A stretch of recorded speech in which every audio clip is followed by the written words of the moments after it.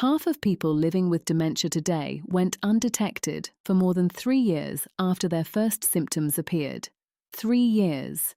And in almost every one of those cases, the person and everyone around them had a perfectly reasonable explanation for every single thing they were seeing. This video is about what those explanations were covering up. Margaret had lived in the same house for 31 years. She knew every creak in the hallway floor, every drawer that stuck in the kitchen, the exact angle you had to hold the back door handle to get it to close right. Her daughter Lisa visited every Sunday. And one Sunday, about 2 years ago, Lisa watched her mother walk into the kitchen, stop completely still in the middle of the room, and look around slowly, like someone trying to get their bearings in a place they had never been before. It lasted maybe 10 seconds. Then Margaret opened the refrigerator and went on with her afternoon as if nothing had happened. Lisa almost said something. Then she thought, she is 67. She is probably just tired. And she let it go.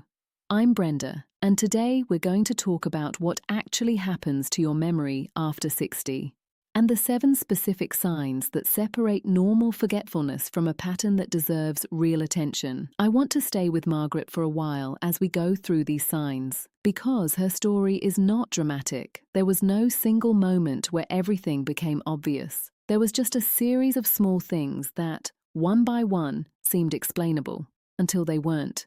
And that is exactly how this tends to move through a family. Quietly, in the spaces between visits, in the things that almost get said and then don't. The first sign is asking the same question or repeating the same story within a very short window, with no memory of having just done it.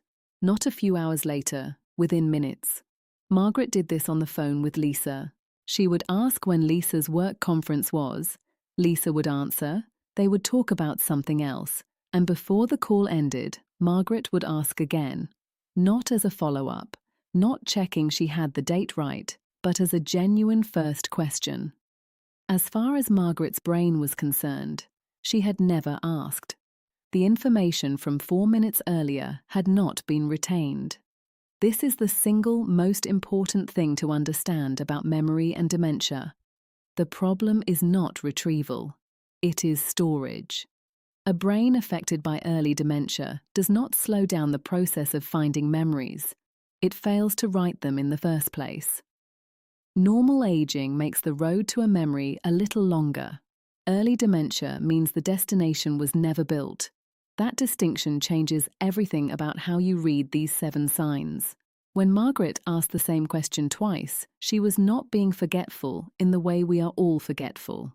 She was showing Lisa that a memory had simply not formed. And Lisa, who did not have that frame, heard repetition instead of signal. The second sign is a specific mismatch between recent and distant memory, where things from decades ago remain vivid and detailed, but events from the last few hours or days go genuinely blank. Margaret could describe her own wedding in granular detail: the dress, the flowers, the song that played when she walked in, what her father whispered to her before he gave her away. She could recall conversations from 30 years ago with a clarity that surprised people, but she could not reliably tell you what she had eaten for lunch, whether her neighbor had called that morning, or whether she had taken her medication 2 hours earlier.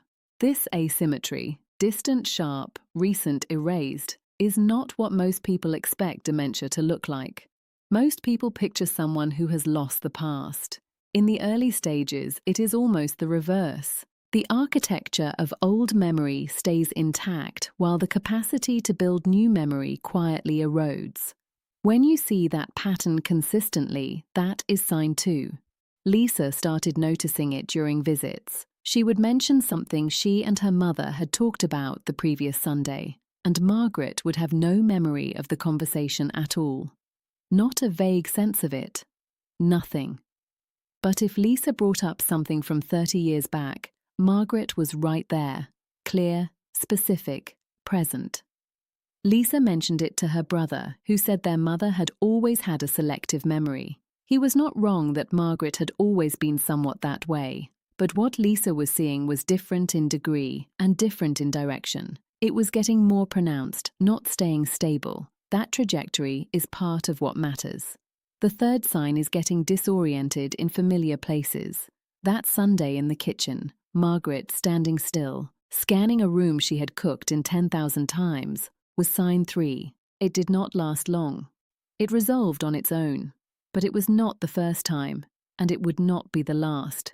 The brain's ability to orient itself in space and time is handled by systems that are closely linked to the same memory networks that dementia affects early. A person can become briefly unsure of where they are inside their own home. They can get turned around in a neighborhood they have driven through for decades. They can lose track of what day it is or what time of year in a way that takes longer to resolve than it should.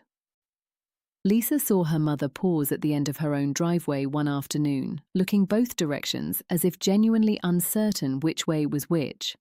Margaret recovered quickly and said she was thinking about something. Maybe she was. But for Lisa, watching it for the third or fourth time, it no longer felt like distraction. By this point in Margaret's story, 3 signs had shown up across roughly 8 months. Each one had a reasonable explanation attached to it. Together, they were forming a shape that Lisa could not yet name. The 4th sign is word-finding failures that go beyond the occasional moment where a word floats just out of reach and then comes back. Everyone has those moments. What looks different here is when the word does not come back, when it happens frequently, and when the person begins substituting descriptions or vague language for words they cannot access. Margaret started saying the thing on the counter instead of the coffee maker. What's her name from church instead of a woman she had known for 15 years. She would start a sentence and trail off mid-thought, redirect, or finish it differently than she had started. In clinical terms, this is called anomia, and it tends to be one of the signs the person themselves notices first, and one of the first they begin quietly working around. Margaret became slightly less talkative in group settings. Lisa thought she was tired of certain conversations. What was actually happening was that Margaret had started managing the gaps, steering away from moments where the missing words might surface in front of people. The 5th sign is losing the thread of multi-step tasks that used to be automatic. Margaret had made the same chicken dish for 40 years. Lisa came over one Sunday to find her mother standing at the stove, looking at the ingredients she had laid out, not moving. When Lisa asked if she needed help, Margaret said she was just thinking. Later that month, Margaret stopped paying her utility bills online, a process she had managed without any difficulty for years. She told Lisa the website had changed. It hadn't. What was changing was the brain's ability to sequence familiar actions in order, to hold the steps of a process in working memory long enough to execute them one after another. This is part of what neurologists call executive function, and it is one of the earlier systems affected. The activity does not disappear all at once. It gets quietly abandoned because engaging with it has started producing confusion and frustration that the person does not know how to explain. This is a good moment to pause, because some of what you are reading right now may be landing in a particular way. You might be reading these signs and thinking of someone specific, or you might be sitting with something more personal than that. Either way, I want you to know that what you are feeling right now, that mix of recognition and uncertainty, is exactly why this conversation matters. Drop a comment and tell me what brought you here today. I read what people write, and this community is one of the better things about doing this work.